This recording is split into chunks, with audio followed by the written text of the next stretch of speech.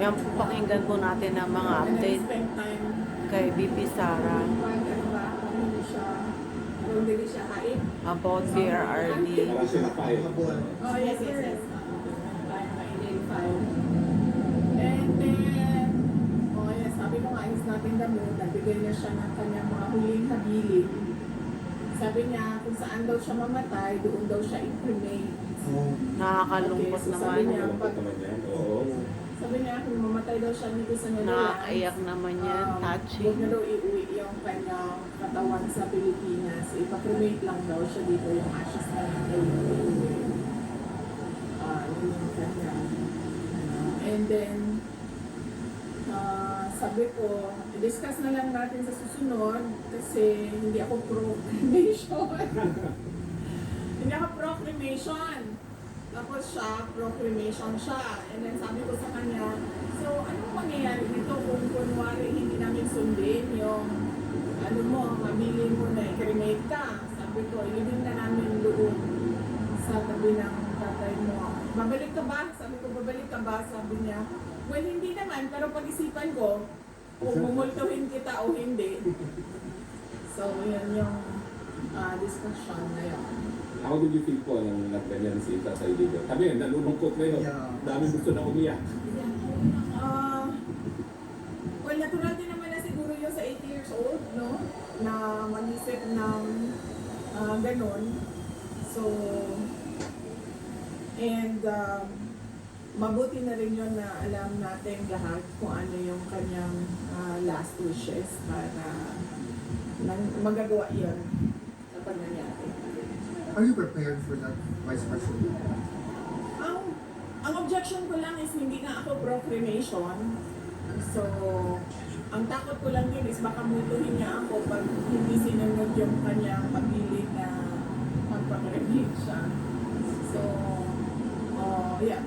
Ma'am, once again, you've proven you're a woman of steel kasi yung dalawa mong kapatid na lalaki, very emotional pag nagkaganyan na si Tatay Digo. Where do you get the strength? Well, galing din siguro kay PRD na, diba, turo niya, na ilang beses ko na rin nasabi na turo niya talaga na huwag umiyak. In fact, nung isang beses na bumisita kami dyan, na umiyak si Kitty, ay pinagalitan pa niya na sinabihan niya useless yung mga lupa. Meron ba ho siyang request meanwhile? Wala. Yun, yung pagbuto ng buko niya, nirequest yun. And then, yun lang naman. Yun lang, yun lang yung request. At kanina, nag-request siya ng Coke Zero naman. Nabili niyo naman po Coke to. Zero. Yes, nabigay ko naman yung Coke Zero. But I Hilig think, talaga ni PRD kasi Coke Zero. Hindi na ata siya ina-allow ng Coke Zero. So, nagsisikreto siya doon sa visitors center. Ng Coke Zero. Nasabi ma'am ni Ma'am Elizabeth na tinigil na lahat ang gamot. Is that because wala na siyang sakit or Hindi ko alam kung anong ni ma'am. Hindi ko alam kung anong napag-usapan nila ng mother ko. Hindi din namin napag-usapan din kasi kanina yung kanyang health. Pero sa nakita ko naman, hindi naman siya. Umayak siya, sobrang payat lang talaga niya. Pero hindi naman siya nanginginig. Tsaka napansin ko kanina, although hindi ko na-mention kasi medyo hindi na maganda yung mood niya. Maganda yung kutis niya. Baka nag-therapy baby. Lagi, hindi ko nga alam eh. Maganda yung kutis niya ha. Hindi, kasi pumayat siya, di ba? So, you would expect na maglaylay ba? Hindi eh. Tight yung firm. Para siya kagultere. Firm yung. Tight yung kanyang dito, tsaka firm. Tapos yung kanyang wrinkles nandito lang sa noo eh. Pero ma'am, yung picture Parang niya, may skincare siguro sa loob na hindi natin alam. ma'am, yung picture hindi na yung ganun siya kakita. Hindi na. Ma'am, would it be possible for the Filipino people to even have a glimpse through a picture kay PRRD, ma'am? We will ask the lawyers, if that is even allowed. And then we'll ask them to take a photo kung i-allow. sa politika po? Wala kayong napag-usapan sa politika? Wala naman, nabanggit ko lang sa kanya na Chairman Noor Miswari is sick. He's in Davao City, si Chairman Noor. And then sabi niya na paabot daw sa kanya yung well wishes niya. And nag-usap din kami kasi kailangan ko tawagan yung anak ni Chairman Noor Miswari. And then, yun lang ang nag-discuss namin. And one other, Dabawen yun na namatay, nag-discuss namin. And then of course, yung father ni Mans, friend kasi ni PRD, diniscuss din. Well, kailan po ang susunod yung bisita kita tayo? Tomorrow, may bisita kami. Nakita ko lang yung oras, 6 siya. Kasi today is 1:30 to 3, no? Bukas is...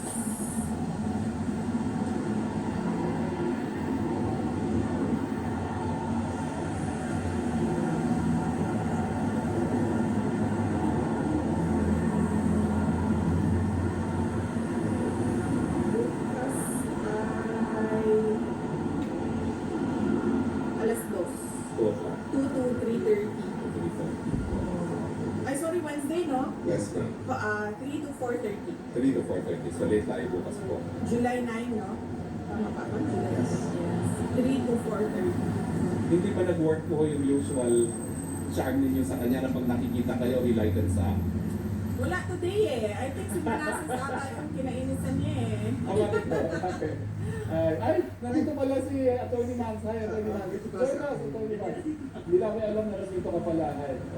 So nakapasok po si Atty. Mans. Oo, kami yung partners today. Kaya nga, I was going to ask nasan si Ma'am Elizabeth. Wala. Si Manassas na yun. So, I think si Manassas yun.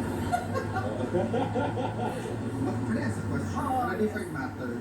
What's your reaction to alias Rene recanting his previous statements against you, your father, and Pastor Kibuloy, and now he allegedly said, or actually stated na binayaran siya ni Senator Risa Ontiveros, no? Yes, that is very serious accusation, and it should be answered, no?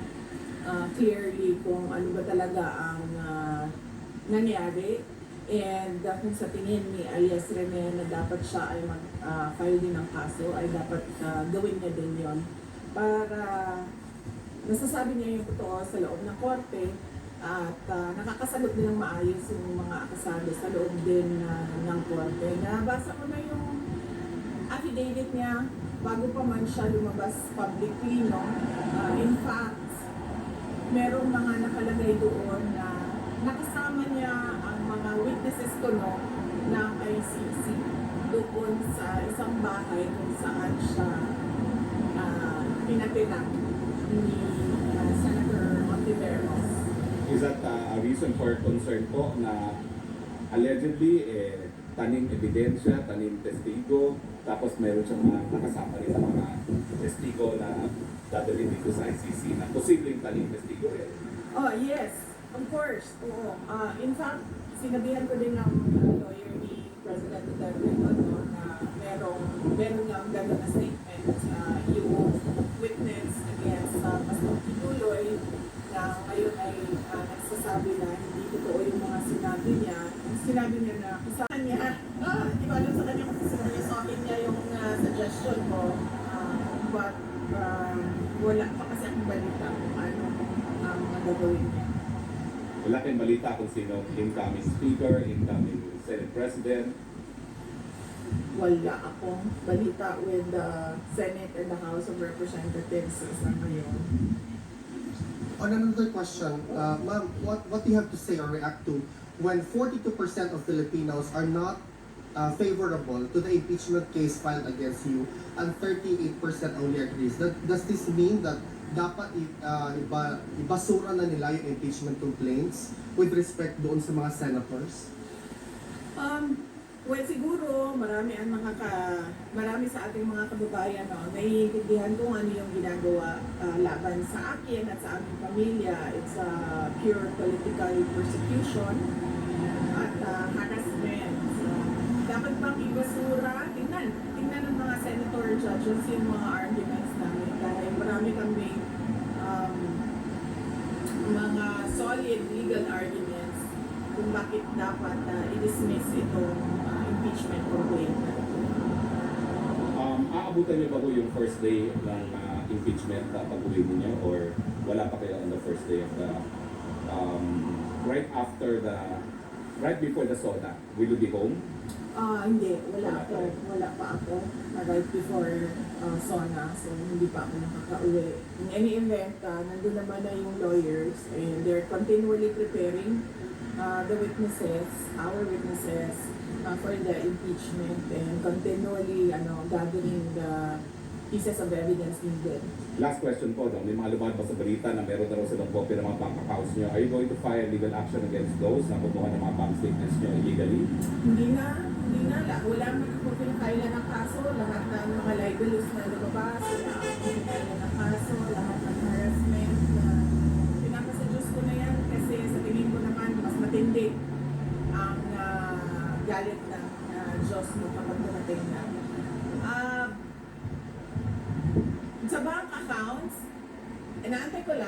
inaantay ko na magkaroon ng trial wherein doon ko sasagutin yung mga question about sa bank accounts. Dahil sa ngayon naman, yun nga, illegal yung pagkuha nila na information with regard to bank accounts. So, wala akong obligasyon na sumagot sa kanila. Pero kung hindi matuloy yung impeachment, I will endeavor na umupo para sagutin yung mga allegations nila sa impeachment through the public. Meron pa kayong tanong? Anyone? Nag-ask na rin ako kay opinion ni Congressman Colong. Sa inyo po, opinion lang po sa bahay ni tatay sa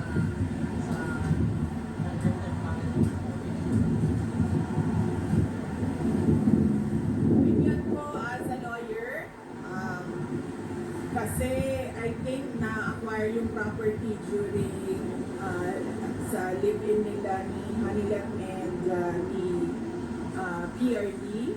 And so it is, ang status nun is co-ownership. Kaya niya siguro niya ibenta yung kanyang share pero hindi niya pwede maibenta yung kay PRD. And depende na rin yon sa mapapag-usapan nila dalawa ni Hanilet at ni President Duterte kung ano gagawin nila sa tatay. As a lawyer yun, no? As a daughter, iniisip ko lang kung saan natitira si Pangulong Duterte kung ibenta nila, kung uuwi siya ng Davao City. So, yun ang isa sa mga concerns namin. Pero mag-sigal sa style ng Vietnam tas magpunta ako sa grocery. Oo, may nabanggit ka si Mama na ganyan, na pwede namang doon sa bahay niya. Well, sana, depende yun sa mapag-usapan ni Hanilet at ni President Duterte kasi silang dalawa naman yung may-ari. Yan po ang Since mga after updates the po release sa of Daheg Is there reconciliation in the for office? PRRD. Walang reconciliation. Nakakalungkot lang na Ano lang, sabi ni Mama, mapakinggan na okay naman daw na naghahabilin na si PRRD. Grabe, Ang pray ko lang makauwi muna siya sa Pilipinas para doon litisin kung mayroon man. So, we'll pray that PRRD to bring him home. Salamat po sa panonood. friendship yung kanila. Ma'am? Sport ang tawag. At pa-subscribe din po sa mga supporters ni PRRD. Pa-subscribe po. Maraming salamat. Well, hindi ko na rin i-advise ng mga